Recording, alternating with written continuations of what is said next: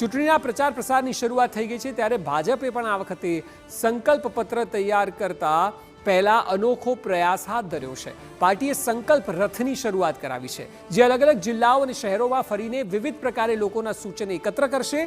ભાજપનું કહેવું છે કે આ સૂચનોને આધારે સરકાર મેનિફેસ્ટોને તૈયાર કરશે। ત્યારે જુઓ ભાજપનો સંકલ્પ રથ।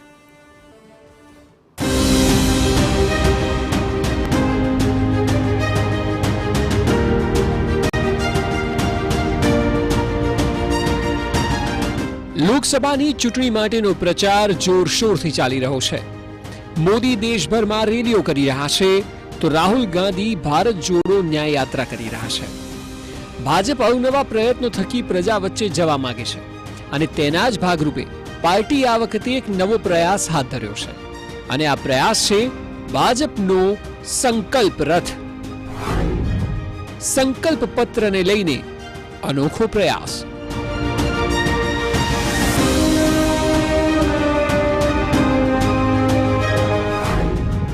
દેશમાં 500 રથ, 6000 સૂચન બોક્સ।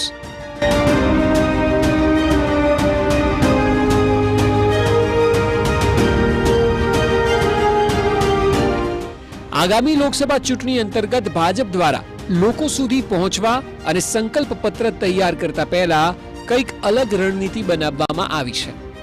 આજે પાર્ટીના પ્રદેશ કાર્યાલય કમલમ ખાતે ભાજપના પ્રદેશ અધ્યક્ષ સી.આર. પાટીલ દ્વારા સંકલ્પ પત્ર માટે સૂચન અભિયાનનો પ્રારંભ કરાવવામાં આવ્યો હતો।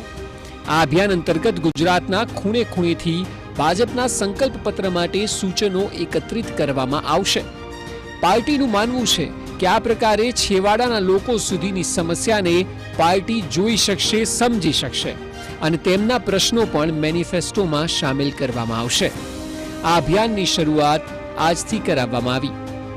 અભિયાનના ભાગરૂપે ગુજરાતમાંથી 15 લાખથી વધુ લોકોની આશા અપેક્ષા ભેગી કરવા માટે આજથી આ અભિયાનનો પ્રારંભ ગુજરાતમાં કરવામાં આવે છે।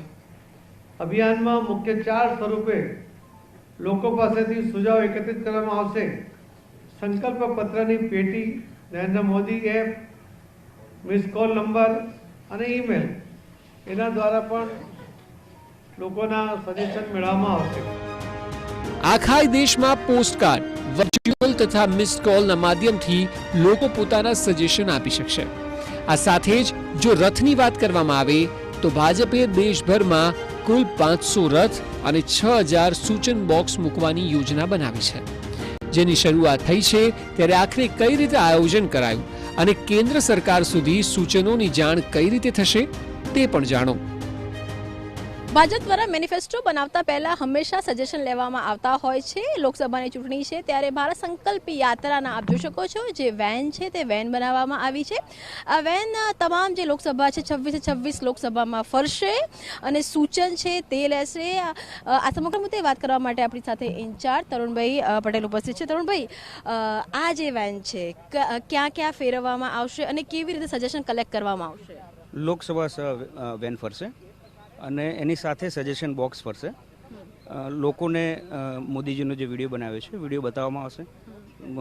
લોકો એમના સજેશન લખી અને એ બોક્સમાં આપશે।